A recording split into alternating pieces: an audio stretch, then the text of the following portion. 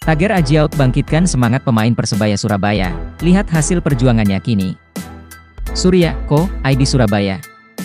Perjalanan Persebaya Surabaya mengarungi BRI Liga 1 2021 sebenarnya tidak mudah. Di awal-awal liga, permainan Persebaya Surabaya angin-anginan. Kadang menang, kadang kalah. Namun, ada satu tagar yang membuat pelecut. Tagar Adjiaut sempat digaungkan supporter Bajul Ijo, Bonek. Setelah itu, semangat para pemain Persebaya Surabaya berubah. Rahmat Irianto CS bermain cukup baik. Hasilnya, perjuangan para pemain Bajul Ijo kini sedang berjuang di zona 3 besar klasemen. Kans juara BRI Liga 1 2021 sudah tertutup bagi Persebaya, sejak bermain imbang lawan Persib Bandung dengan skor 1-1.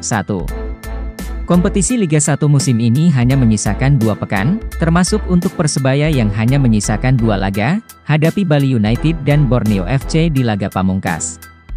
Saat ini Persebaya berada di peringkat 4 klasemen sementara dengan raihan 60 poin. Persebaya berpeluang finish di posisi 3 klasemen akhir, dengan catatan bisa sapu bersih 2 laga tersisa, sambil berharap tim lain yang saat ini di peringkat 3, Bayangkara FC dengan koleksi 62 poin, tergelincir di salah satu laga sisa. Berikut catatan pengamat Persebaya Surabaya, Dion Prasetya yang disampaikan kepada reporter Surya, Co. ID, Selasa, 22 Maret 2022. Perjalanan Persebaya Surabaya di kompetisi BRI Liga 1 2021-22 hampir usai. Laga sudah hampir menjejak ke urutan ke-33. Dengan target manajemen berada di posisi akhir 5 besar, Aji Santoso memilih untuk membawa sebagian besar pemain-pemain muda jebolan Persebaya EPA 2019 untuk dipadu-padankan dengan pemain-pemain senior dan 4 orang pemain asing baru. Tim Bajul Ijo sendiri mengawali musim ini dengan tidak meyakinkan. Hasilnya kalah 1-3 atas Borneo FC. Dan kendati bisa menang di laga kedua, melawan Persikabo 1973, Persebaya masih belum menunjukkan kualitas permainan yang bagus dan fisik yang kuat bermain selama 90 menit.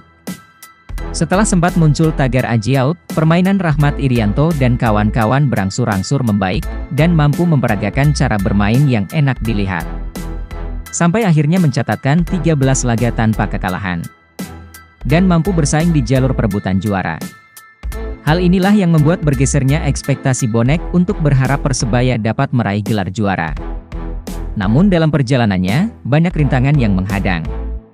Mulai dari pemain cedera, akumulasi kartu hingga yang terparah adalah badai terpapar COVID-19. Inilah yang membuat sebagian besar bonek tersadar, bahwa Persebaya belum saatnya merengkuh kembali gelar juara yang 18 tahun lamanya absen diraih. Penulis pun sadar bahwa kedalaman skuad Persebaya Surabaya belum cukup merata. Ditambah pemilihan pemain asing Arsenio Valport sebagai pengganti Jose Wilson yang tidak tepat. Di tengah ketakutan pandemi COVID-19 dan neraca keuangan yang tidak bagus, akibat pembatalan Shopee Liga 1 2020, meraih hasil sesuai target, 5 besar, saat ini adalah hal yang excellent. Tetapi tentu bonek tak berpuas diri melihat ini semua. Harus ada evaluasi pasca usainya BRI Liga 1 2021-2022. Evaluasi terkait tim, pemain, staf kepelatihan dan lain sebagainya. Jika ini semua dibenahi, maka ini adalah salah satu faktor kunci kesuksesan Persebaya di kompetisi musim mendatang. Nah, kalau berbicara bisakah Persebaya Surabaya meraih peringkat ketiga di akhir musim? Jawabannya ada di punggawa Persebaya sendiri. Apakah mereka berkomitmen berjuang untuk itu atau tidak? Semua kembali kepada mereka. Potensi Persebaya untuk menduduki peringkat ketiga cukup besar. Tetapi memang lawan tersisa yang dihadapi bukanlah lawan yang biasa-biasa saja. Bali United dan Borneo FC menanti.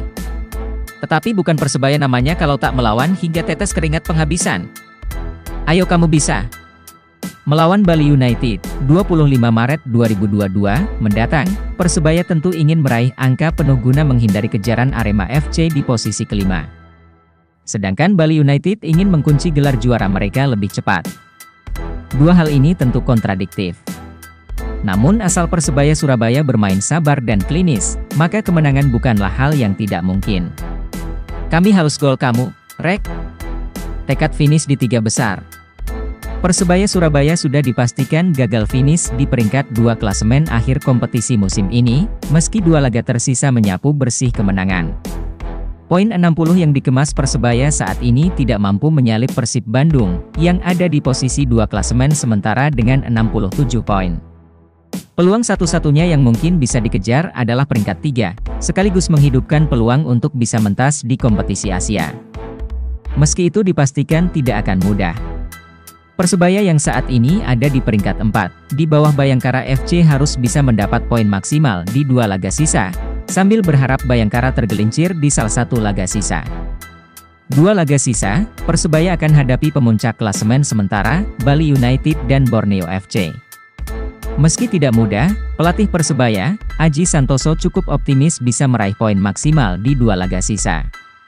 Kami akan berusaha maksimal untuk paling tidak berada di 3 besar, karena masih ada kesempatan, ungkap Aji Santoso pada Surya.co.id, Selasa, 22 Maret 2022. Puas dengan permainan tim. Meski dipastikan gagal finish sebagai runner-up, pelatih Persebaya, Aji Santoso menyebut cukup puas dengan permainan tim yang ditunjukkan sejauh ini. Penggawa bajul ijo disebut Aji berhasil menunjukkan skema permainan khas Persebaya dengan bola-bola pendek cepat. Meski ujian itu masih menyisakan 2 laga lagi, hadapi Bali United dan Borneo FC. Selama putaran ini, dari cara bermain dan bagaimana pemain-pemain saya mencetak gol melalui proses yang sangat bagus, jujur saya sangat puas, sebut Aji Santoso. Sampai di sini dulu ya dulur bonek bonita, jangan lupa di-subscribe ya dulur, agar Mimin semangat upload videonya, dan jangan lupa berikan pendapat kalian di kolom komentar. Sampai jumpa di video kami berikutnya.